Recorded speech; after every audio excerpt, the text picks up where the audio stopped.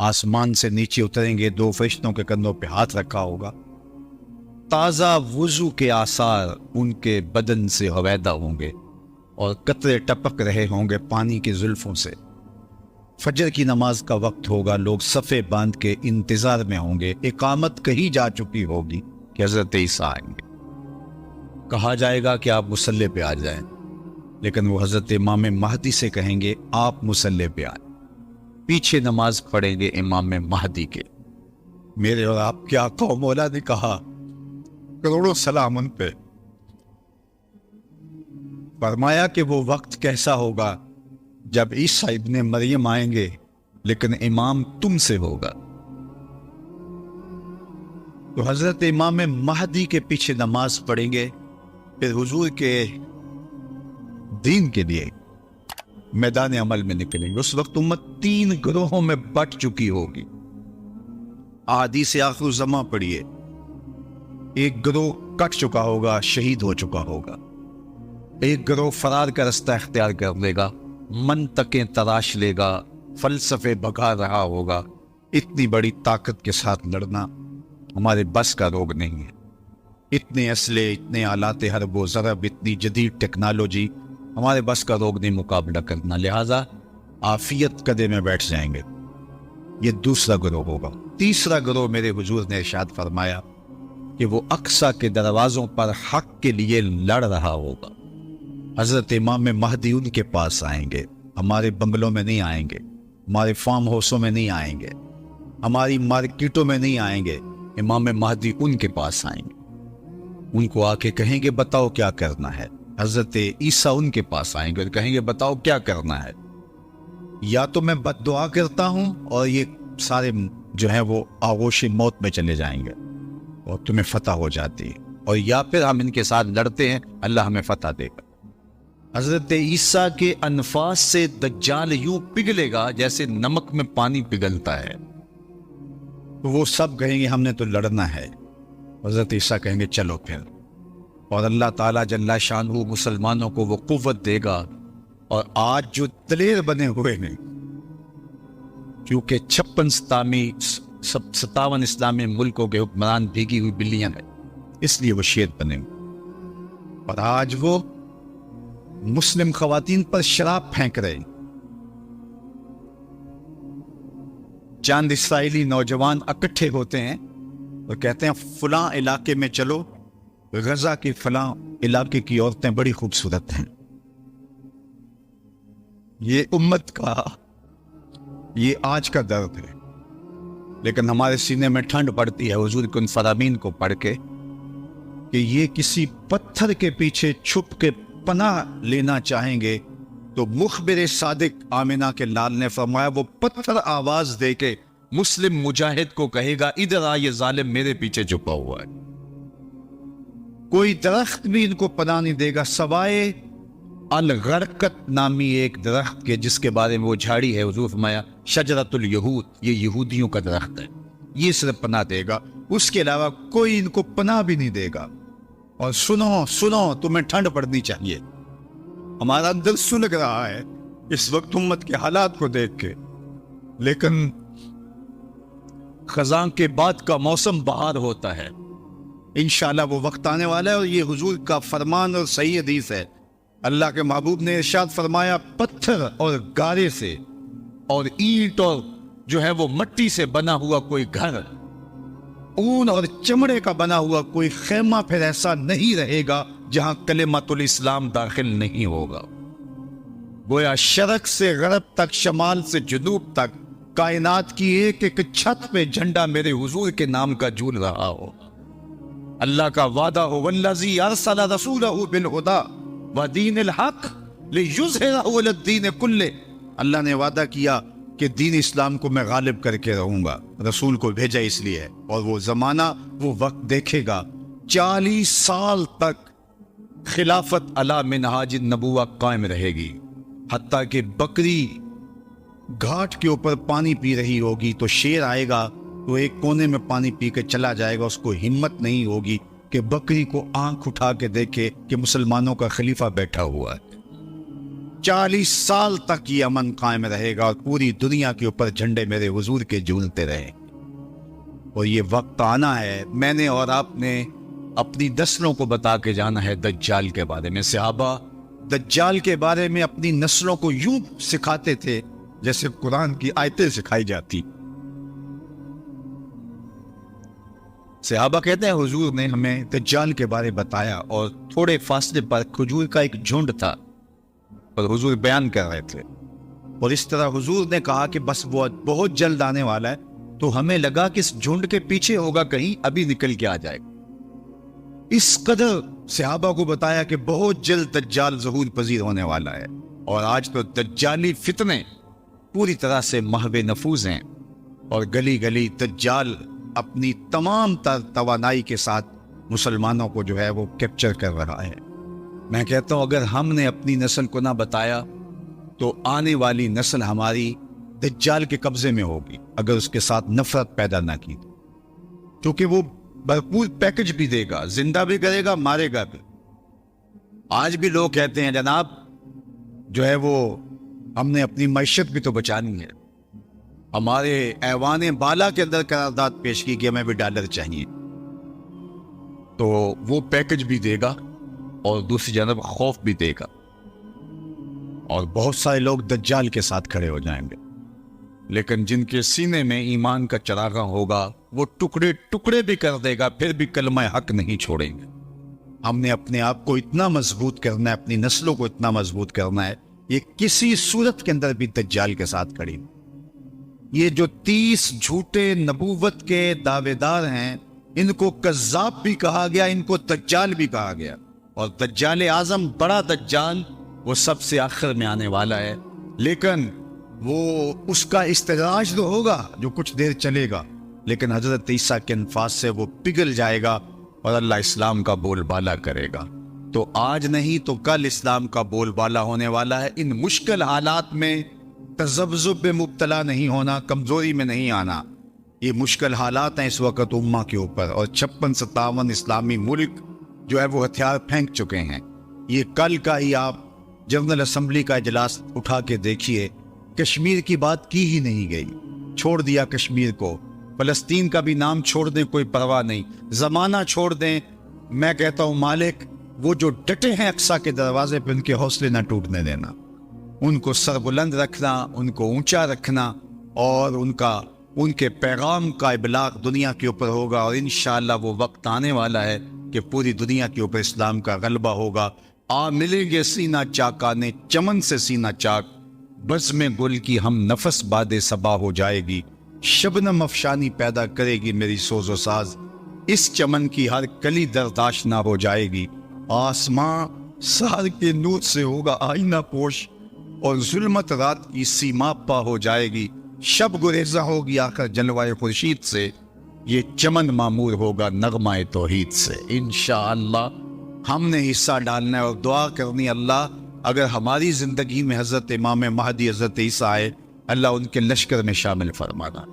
اور ہماری اولادوں یا اولادوں کی زندگی میں یہ سعادت ان کو نصیب ہو، تو اللہ وہ دجال کے ساتھ نہ کھڑے ہوں، وہ امام مہدی کے ساتھ کھڑے، حضرت عیسیٰ کے ساتھ کھڑے. اور انشاءاللہ مجھے یقین ہے کہ ہماری نسل دجال کے ساتھ نہیں کھڑی ہوں گی. ان کی روح اور دین کا نور ان کے سینے کے اندر ڈھیل گئے. اس کے 2 آنکھوں کے درمیان واضح طور پہ کافر لکھا ہوگا، جو مومن دیکھے گا بھی پہچانے گا بھی، اور جب پہچان لے گا پھر کوئی فرق نہیں پڑتا کہ اس کے ٹکڑے کیے جاتے ہیں، اس کے جسم کی بوٹیاں کی جاتی ہیں یا قیمہ کیا جاتا ہے، اس کو کوئی فرق نہیں پڑتا. وہ کھڑا ہو کے کہے گا کہ میں تیرے ساتھ نہیں ہوں، میں حضرت عیسیٰ کے لشکر میں شامل ہوں. اللہ جل شانہ کی بارگاہ میں آپ سارے لوگوں کی آمین کے ساتھ دعا ہے کہ اللہ اس امت کو غلبہ عطا فرمائے اور ہمیں حضور علیہ الصلوۃ والسلام کے دین کا سچا سپاہی بنائے اور دنیا آخرت کی بلائیاں ہمارا مقسوم کرے. اقبال کے سارے فلسفے کا رس نچوڑیں تو جو جوس نکلتا ہے، رس نکلتا ہے، وہ یہ ہے کہ محمد سے وفا تو نے تو ہم تیرے ہیں، یہ جہاں چیز ہے کیا لوح و قلم تیرے ہیں. اقبال کہتا ہے حضور سے وفا کر لو، پھر قلم بھی تمہارے ہاتھ میں دے دیں گے، تختی بھی تمہیں ہی دے دیں گے، لوح بھی تمہیں پکڑا دیں گے۔ پھر تمہاری تقدیر کے فیصلے واشنگٹن میں نہیں ہوں گے، بلکہ خدا بندے سے خود پوچھے گا، بتا تیری رضا کیا ہے۔ انور نکالتے ہیں اور پہرے پر مامور اس صحابی کو ارشاد فرماتے ہیں کہ تم چلے جاؤ، میری حفاظت میرے رب نے اپنے ذمہ کرم پہ لے لی۔ سوال یہ ہے کہ جتنے بھی پیغمبر، نبی، رسول، جتنے بھی پیغمبر، نبی اور رسول تشریف لائے ہیں، اللہ جل شانہ کے سچے اور فرستادہ رسول اور پیغمبر تھے۔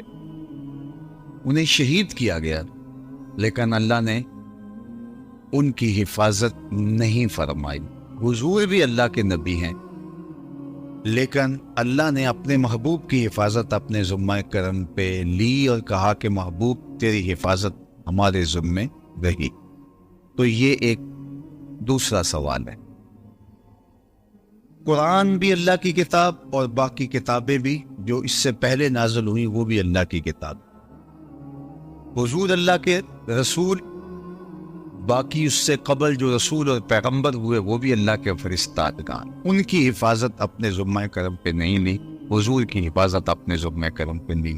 اس کا جواب ہی ختم نبوت کی دلیل ہے، اور وہ یہ کہ اگر کسی کتاب میں تحریف راہ پا جاتی ہے تو کوئی بات نہیں، نئی کتاب اترنے والی ہے، اور لوگوں کے لیے ہدایت کا سرچشمہ سوکھنے والا نہیں، نئی کتاب آنے والی ہے۔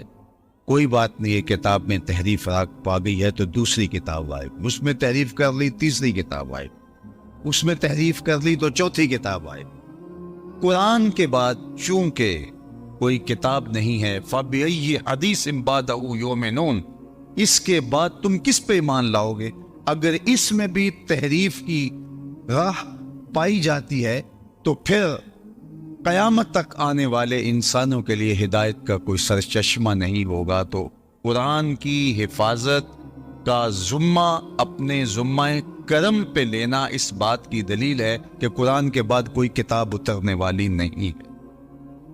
ایک پیغمبر کو شہید کر دیا جاتا ہے، کوئی بات نہیں، اس کی جگہ نیا پیغمبر آنے والا ہے، اتمام دین کرے گا، اتمام توحید کرے گا، اللہ کے پیغام کا ابلاغ کرے گا، رشد و ہدایت کا چشمہ سوکھے گا نہیں، اس کے ذریعے سے نور بٹتا رہے گا، اجالے پھیلتے رہیں گے۔ دوسرے نبی کو شہید کر دیا جاتا ہے، تیسرے نبی کو، لیکن حضور علیہ السلام کی حفاظت اللہ نے اپنے ذمہ کرم پہ لی کہ محبوب آپ نے اتمام دین کرنا ہے، اگر آپ کو نقصان پہنچ جاتا ہے تو پھر اتمام دین کون کرے گا؟ حضور علیہ الصلوۃ والسلام کی حفاظت کا اللہ کے ذمہ کرم پہ ہونا اس بات کی دلیل ہے کہ حضور کے بعد کوئی پیغمبر آنے والا نہیں۔ بس خدا بر ما شریعت ختم کر، بر رسول ما رسالت ختم کر۔ لیکن جعلی لوگ، دو نمبر لوگ اپنے آپ کو نبوت اور رسالت کے دعوے کے ساتھ سامنے لاتے رہیں گے، اور وہ اللہ کے محبوب نے پہلے ارشاد فرما دیا کہ میرے بعد 30 کے قریب دجال آئیں گے جو یہ دعویٰ کریں گے، یہ گمان کریں گے کہ ہم نبی ہیں، ہم رسول ہیں، لیکن فرمایا کہ میرے بعد کوئی رسول نہیں ہے، میں آخری نبی۔ تو مختلف ادوار کے اندر لوگ آتے رہے اور جنہوں نے ادعائے نبوت کیا۔ خود جناب رسالت مآب صلی اللہ علیہ وآلہ وسلم کے زمانے میں مسیلمہ کذاب یمامہ کا ایک شخص اٹھا اور اس نے کہا کہ میں پیغمبر ہوں، اور 40,000 لوگ اپنے گرد اس نے جمع کر لیے، اور حضرت سیدنا صدیق اکبر رضی اللہ تعالی عنہ نے اس کے معارضے میں، اس کے مقابلے میں باقاعدہ فوج بھیجی۔ 13,000 کے قریب لشکر جا کے اس کا معارضہ کرتا ہے، اس کا مقابلہ کرتا ہے اور اسے شکست فاش دیتا ہے، اور اس راستے کے اندر اس جنگ میں 1200 مسلمان شہید ہوتے، اگر آپ کی توجہ میری جانب مبذول ہو اور غور اور تدبر کے ساتھ سننے کا مزاج اگر آپ رکھتے ہیں تو بہت غور و فکر کے ساتھ سننے کی باتیں ہیں کہ 27 جنگیں حضور نے لڑی ہیں اپنی زندگی میں حیات طیبہ. 10 سالہ زندگی جو مدنی ہے اس میں 27 جنگیں ہوئیں. ان 27 جنگوں کے اندر جو ٹوٹل نقصان ہوا ہے جانوں کا، جو شہادتیں ہوئی ہیں مسلمانوں کی، ان کی تعداد 1000 سے بھی کم ہے. 27 جنگوں کے اندر جو مسلمان شہید ہوئے ہیں وہ 800 سے کچھ اوپر نیچے، 1000 تک بھی ان کی تعداد نہیں پہنچتی. اس میں بدر بھی ہے، اس میں احد بھی ہے، جنگ حنین بھی ہے، غزوہ تبوک بھی ہے، جنگ یرموک بھی ہے. کتنے بڑے بڑے مارکے ہیں. غزوہ احد بھی ہے. لیکن ٹوٹل جو مسلمانوں کو شہادتیں نصیب ہوئی ان 27 جنگوں میں، ان کی تعداد ہے 1200 اور 800 کے آگے پیچھے. اور صرف مسلمہ کذاب ختم نبوت کے باغی کے خلاف جو ایک جنگ لڑی گئی دور صدیقی میں، اس میں صرف 1200 لوگوں نے جانیں ماری ہیں. 27 جنگوں میں اتنی شہادتیں نہیں ہوئیں جتنی اس ایک جنگ میں شہادتیں ہوئی ہیں. یہ بات سمجھنے کے لیے کافی ہے کہ ختم نبوت کا مسئلہ کتنا حساس مسئلہ ہے. اور اس حوالے سے صدر اول کے مسلمان صحابہ، انہوں نے کوئی کمپرومائز نہیں کیا اور پوری قوت کے ساتھ ڈٹ کر کے ظالموں کا مقابلہ کیا. ایک تو اس بات کو ہم اچھی طرح سمجھ لیں. دوسری بات وہ یہ کہ 30 کے قریب حضور نے فرمایا دجال آئیں گے اور جو ادعا کریں گے، دعویٰ کریں گے کہ میں نبی رسول ہوں، اور وہ جھوٹے ہوں گے. اور مختلف ادوار میں لوگ آتے رہے. مسلمہ کذاب، اسود انسی اور سجا، یہ تو اسی زبانے میں آ گئے. باقی اس کے بعد آج تک مختلف زمانوں میں مختلف لوگ آتے رہے.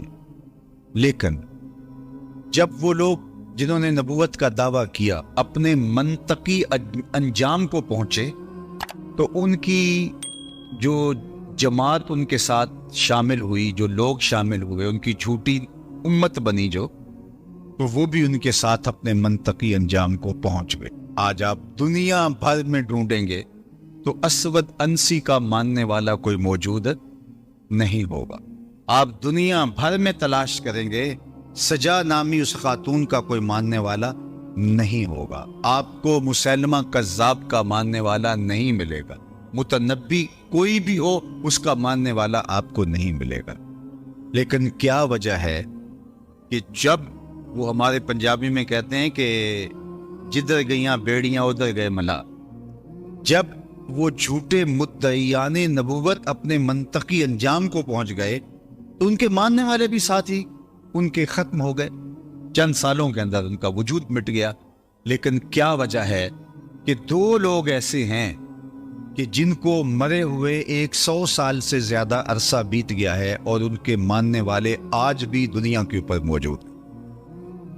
ایک قادیان کا دجال مسلمہ پنجاب مرزا قادیانی، اور دوسرا بہاء اللہ جو ایران میں مدعی نبوت تھا، اس کے ماننے والے بھی پوری دنیا کے اوپر موجود ہیں، اور اس مسلمہ پنجاب کے ماننے والے بھی پوری دنیا کے اوپر موجود ہیں. جبکہ ماضی کی صدیوں کی تاریخ یہ ہے، گزشتہ 13 صدیوں کی تاریخ یہ ہے کہ جس نے نبوت کا دعویٰ کیا، جب وہ اپنے منطقی انجام کو پہنچا، اس کے جھوٹے ماننے والے بھی اپنے انجام کو پہنچ گئے اور ختم ہو گئے. لیکن ان 2 لوگوں کے ماننے والے آج بھی دنیا کے اوپر موجود ہیں.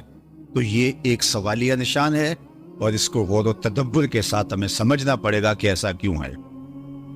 تو صاحبو، آپ پوری توجہ کے ساتھ اس مسئلے پر غور و فکر کیجئے کہ ایسا کیوں ہے. جب فکر کو مہمیز دیں گے تو آپ کو سمجھ آ جائے گی کہ باقی لوگ جو کھڑے ہوئے وہ از خود کھڑے ہوئے تھے، اور جب وہ اپنے منطقی انجام کو پہنچے ان کے ماننے والے بھی ختم ہو گئے. لیکن یہ جو 2 لوگ تھے جنہوں نے نبوت کا دعویٰ کیا، یہ خود نہیں کھڑے ہوئے تھے، ان کو کھڑا کیا گیا تھا۔ جب نو آبادیاتی نظم سکڑنے لگا تھا تو اپنی گرتی ہوئی حکومت کو بچانے کے لیے عالمی دسیسہ کاروں نے مسلمانوں کو تقسیم کرنے کے لیے اور مسلمانوں سے جذبہ جہاد ختم کرنے کے لیے اور حج کی مرکزیت کو توڑنے کے لیے ان دو لوگوں کو کھڑا کیا تھا۔ اس کو ٹاسک دیا جہاد ختم کرنے کا مرزا قادیانی کو، اور بہاؤاللہ کو جو ٹاسک دیا وہ تھا حج کے اجتماع کو متاثر کرنے کا، اور اس نے ایک ماڈل تیار کر لیا اور جگہ جگہ تیار کر کے رکھوائے، اتنی دور حج کرنے کے لیے جاتے ہو یہی، اور یہ خود کہتا ہے کہ میں نے جہاد کی ممانعت پر، ترک پر اتنا لکھا ہے کہ اگر اس کو جمع کرنا ممکن ہو تو 50 الماریاں کتابوں سے، پمفلٹوں سے بھر جائیں جو میں نے جہاد کے خلاف لکھا ہے اور اطراف و اکناف عالم میں پھیلایا ہے۔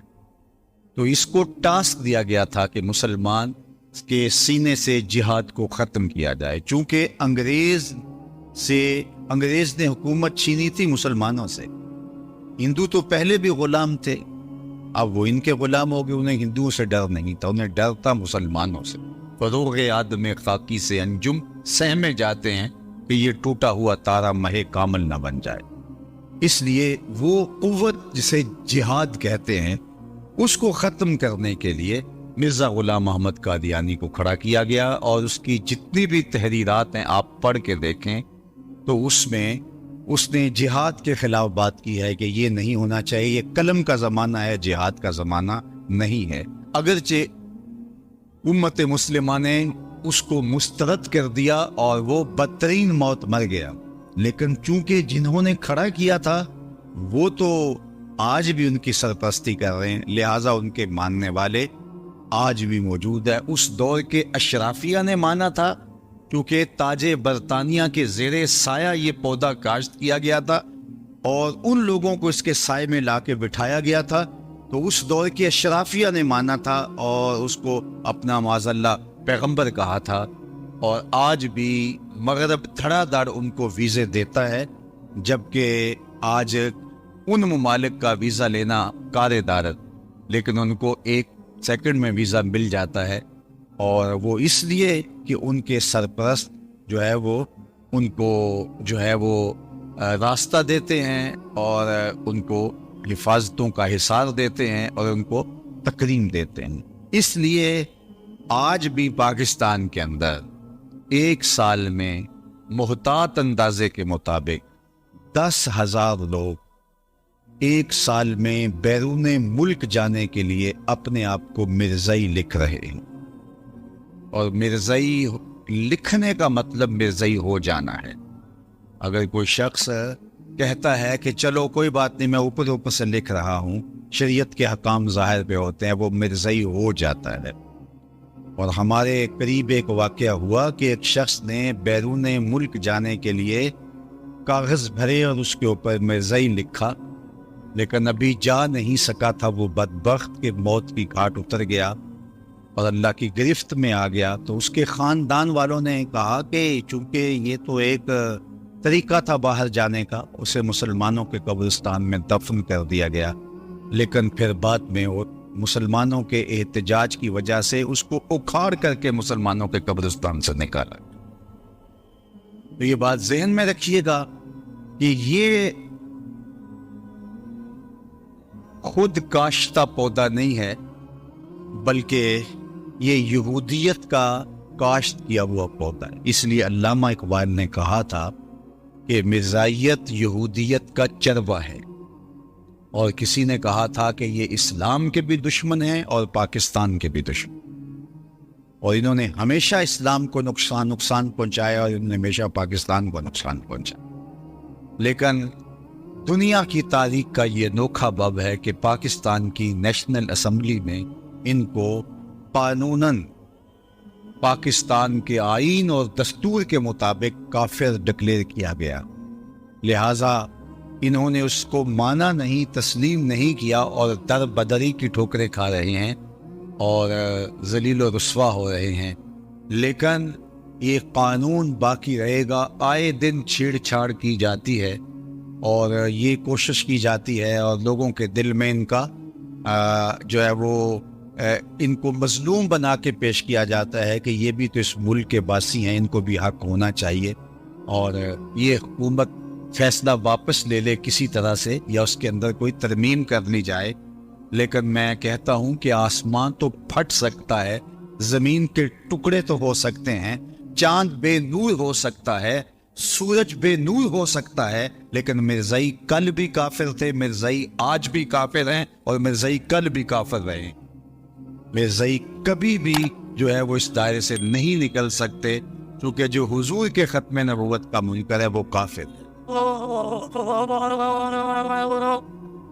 دوسری بات آپ کی توجہ چاہوں گا, اللہ آپ کے جذبوں کو سلامت رکھے, لیکن میں چاہوں گا کہ زیادہ سے زیادہ آپ اس مسئلے کو سننے کی کوشش کریں. نعروں کا ذوق آخر میں بعد میں یا اس سے پہلے بھی میرا خیال آپ پورا کر چکے ہوں گے, بس میری گفتگو کی طرف آپ کی توجہ رہے. تو یہ جہاد کے خلاف ایک عملی تحریک تھی اور اس کی سرپرستی ان لوگوں نے کی جن کو جہاد سے خطرہ تھا, اور یہ وہی لوگ تھے جنہوں نے مسلمانوں سے حکومت چھینی تھی. پاکستان بننے کے بعد بھی انہوں نے اسلام پاکستان کو قبول نہیں کیا. آج بھی ربوے کے اندر جو قبریں ہیں وہاں جو لوگ ان کے دفن ہوتے ہیں ان کو امانتاً دفن کیا جاتا ہے. وہ کہتے ہیں کہ پاکستان ٹوٹ جائے گا, ان کے عقائد میں یہ شامل ہے, اور ہم ان لاشوں کو اٹھا کے قادیان میں جا کے دفن گئے.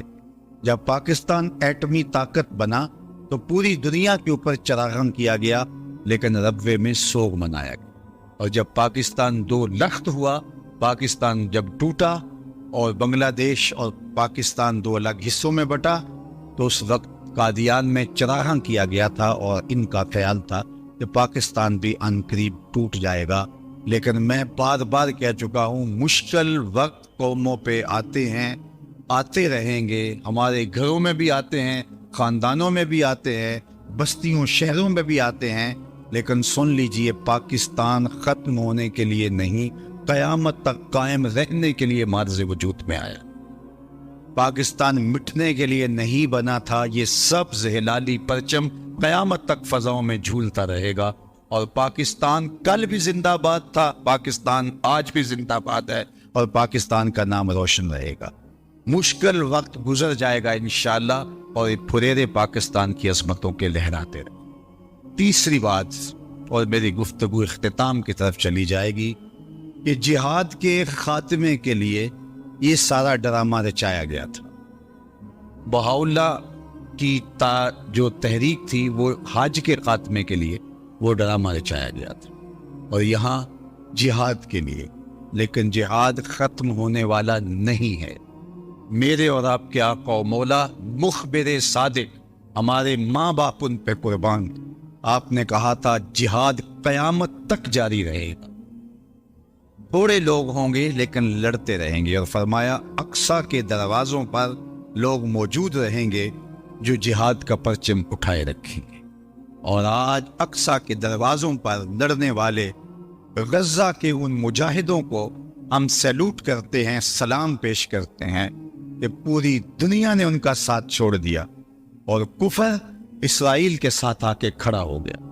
اپنے سرکاری جہاز میں بیٹھ کے بھی برطانیہ کا وزیر اعظم پہنچ سکتا تھا اسرائیل میں, لیکن اس نے ترجیح دی جنگی جہاز میں بیٹھ کر کے وہاں پہنچنے کی, اور اس نے عملاً بتایا بھی اور کہا بھی کہ میں اس لیے جنگی جہاز میں جا رہا ہوں اسرائیل, تاکہ ان کو میں بتا سکوں کہ ہم ہر طرح سے تمہارے ساتھ ہیں. لیکن 56-57 اسلامی ملکوں میں کوئی ایک بھی نہیں گیا جو غزہ کے یتیموں کے سر پہ ہاتھ رکھ سکے کہ ہم بھی تمہارے ساتھ ہیں.